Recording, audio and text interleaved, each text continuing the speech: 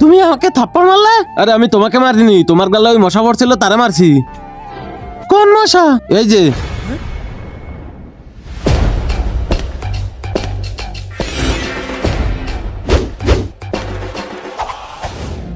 কে কামড় দিছে আমার বেবি রে? আমি কামড় দিছি, কি করবি রে? আমি কিছু করবো না, কিন্তু তুমি আমার সাথে গিয়ে যদি না বলো যে আমি তোমারে মারতে গিয়ে ওর গালে চড় দিছি, তা নাহলে আমাদের ব্রেকআপ হয়ে যাবে। প্লিজ চলো না আমার সাথে। ঠিক আছে বলবো, কিন্তু তোমাকে আমার তার বদলে 1 গ্লাস রক্ত দিতে হবে। আচ্ছা ঠিক আছে, আমি দিব। বলে এবার বল। শুনো আপু, ও তোমাকে না আমাকে চড় মারছিল, ওর কোনো দোষ নাই। বেবি আমাকে মাফ করে দাও, আমি তোমাকে ভুল বুঝছি। ওকে বেবি, এবার তোর আদা তো পূরণ করলাম, এবার আমার আদা পূরণ কর। ঠিক আছে, তুমি এই জায়গায় থাকো, আমি আসতেছি। নাও রক্ত নাও।